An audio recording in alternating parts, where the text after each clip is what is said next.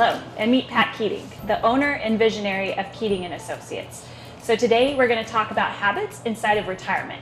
So a few weeks ago, I walked into a 401k coach meeting and Pat asked me, as he always does, "How are you doing, Quinn?" And I said, "I'm good." And he looked at me, he goes, "Are you sure? Because you don't have a coffee or a tea in your hand." And I thought to myself, as everybody in the room started laughing, well, I've already had 3 coffees this morning and it's 1 p.m. So maybe I have a problem. But really, I just love coffee, and this coffee shop helps feed that habit. So a habit, whether good or bad, that's up for decision for the coffee. But what you're wondering is, how does this apply to your retirement and your company? So that's why Pat's here.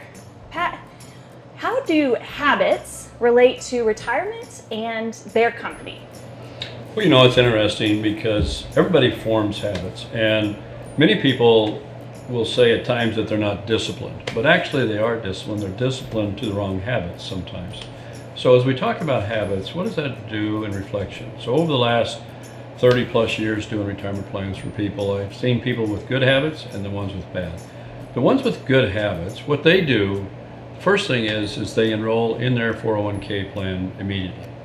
I truly believe that that is a good habit, to sign up right away and sign up to whatever limit that your employer will match. That's a good habit to start. So that's the first habit. Start right away. Don't wait 1 year, 6 months, just start right away and start at the level that the employer will match. The second habit that people that really have great habits is that they increase their percentage every year. And they do this for the first 2 or 3 years that they are in the plan. And by doing that, they have slowly risen up the amount of contributions to their plan. That's a great habit. But the third habit may even be more important habit. The people with great habits, because employees change jobs.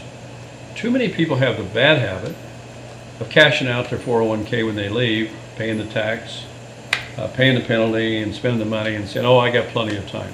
The people with good habits never cash that out. They take that money, either put it in their new employer's plan or put it in their own retirement account. And then the ones with the best of all habits do all the things above, and when they start with their new employer, they contribute at the level they were at their old employer. They don't start over again at the lower level.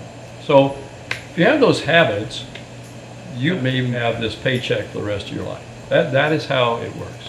And if you start that at a very young age, it will work. But you can't say, "Well, I'm older and I've never done this." No, it's still the same habits. So sign up right away, put in the maximum for the match, raise your percentage each year as you're there for the next 2 or 3 years. When you transfer and change employers, don't cash your plan in. And when you start at your new employer, start at the level that you were at under your old employer. So never start over. You're never starting over that way. So you're just a continued flow onward.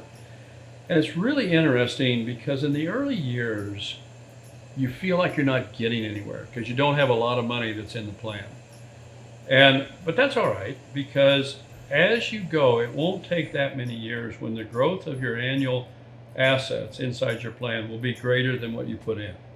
But if you don't do that, you're always starting over, and it never gives you a feel of this momentum that you're not getting anywhere. So, you know, that is true, Quinn, is that don't start over, just refocus and stay at the same no matter what your plan you're in. So habits, whether good or bad, it depends on where you're at. So how does that go inside of your retirement? What habits are going on inside of your retirement, your company, to hinder your employees or you or your company directly? That's the question today. Anything else, Pat? No, that's exactly it. I mean, if you just follow that, you will be on the track to have a very successful retirement years. And because I've been in the business so long, it's a very difficult meeting when you're talking to people getting ready to retire and they realize that they don't have enough money. And you look back and it's pretty obvious why. And they were always going to start, they were always going to do it tomorrow, next week, next month, next year. They always had reasons they didn't start money in, but you got to put money in so that you have something else working instead of just you.